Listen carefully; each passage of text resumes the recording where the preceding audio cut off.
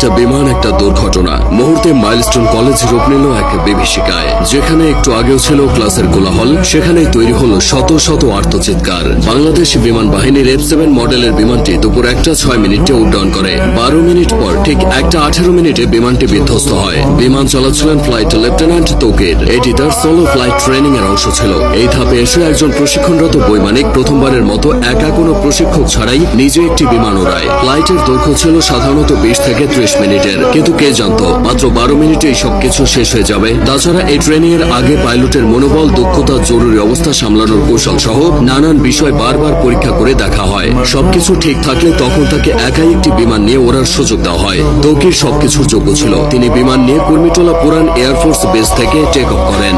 এরপর উত্তরা, দিয়াবাড়ি, বাড্ডা, হাতিরঝিল ও রামপুরার ওপর উঠতে থাকেন। তবে কয়েক মিনিটের মধ্যে কিছু সমস্যা দেখা যায়। সঙ্গে সঙ্গে তৌকির কন্ট্রোল রুমে রিপোর্ট করে জানায় যে তার বিমান আকাশে ভাসছে না, মনে হচ্ছে বিমান নিচের দিকে পড়ে যাচ্ছে। কন্ট্রোল রুম থেকে তাকে জানানো হয় তিনি যেন ইজেক্ট করেন তথা বের হয়ে আসেন। বিমান যখন নিয়ন্ত্রণের বাইরে চলে যায় তখন পাইলট নিজেকে বিমানের বাইরে বের করে আনেন প্যারাশুট সহ।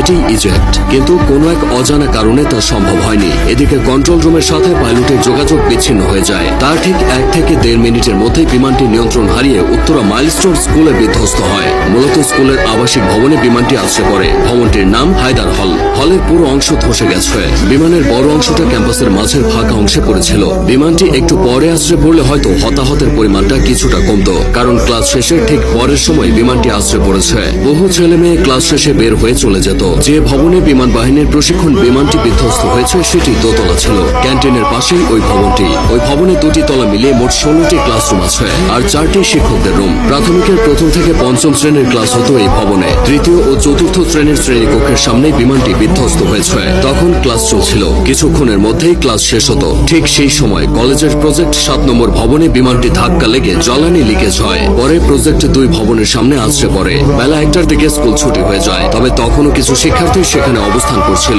তারাই সবচেয়ে ক্ষতিগ্রস্ত হয়েছে। অনেক অভিভাবক বাইরে থেকে দাঁড়িয়ে শুধু দুর্দশা দেখেছে, কিছুই করার ছিল না। দুর্ঘটনা যা ঘটার তা ঘটে গেলেও কিছু প্রশ্ন থেকে গেছে। স্কুল কলেজ এরিয়ায় বাস ট্রাকের হর্ন আস্তে করার কথা বলা হয়। সেখানে স্কুল এরিয়ায় প্রশিক্ষণ বিমান ওড়ানো নিয়ে বেশ সমালোচনা হচ্ছে। উন্নত দেশগুলোতে বিমান বাহিনীর প্রশিক্ষণ বিমানগুলো জনমানবহীন এলাকায় এনে ওড়ানো হয়, এই যেমন ফাঁকা মাঠ, নদীর পার বা বিধ্বস্ত কোনো জায়গায়। কারণ একটাই, কোনো অনাকাঙ্ক্ষিত ঘটনা ঘটলে যেন ক্ষয়ক্ষতি এড়ানো যায়। এদিকে ঢাকার মতো জনবহুল শহরে বিমান বিধ্বস্তর এই ঘটনা ক্ষয়ক্ষতির পরিমাণ বাড়িয়ে দিয়েছে। তাছাড়া যে বিমানটি নিয়ে তৌকির বের হয়েছিল সেটি বহু বছরের পুরানো বিমান বলে অনেকে দাবি করছে। এই বিমান এতটাই ঝুঁকিপূর্ণ যে দুনিয়া জুড়ে এটি উড়ন্ত কফিন নামে পরিচিত। এই ধরনের দুর্ঘটনায় রেস্কিউ অপারেশন চালানো কঠিন। মাইলস্টোনের এই ঘটনায় ক্রিকেটার, আলেম ওলামা থেকে শুরু করে রাজনৈতিক অঙ্গন পর্যন্ত সবখানেই শোকের ছায়া নেমেছে। হতাহতের ঘটনায় মঙ্গলবার একদিনের রাষ্ট্রীয় শোক ঘোষণা করা হয়েছে। মাইলস্টোন স্কুল অ্যান্ড কলেজের ইতিহাসে এই ঘটনা দগদগে ক্ষত হয়ে থাকবে।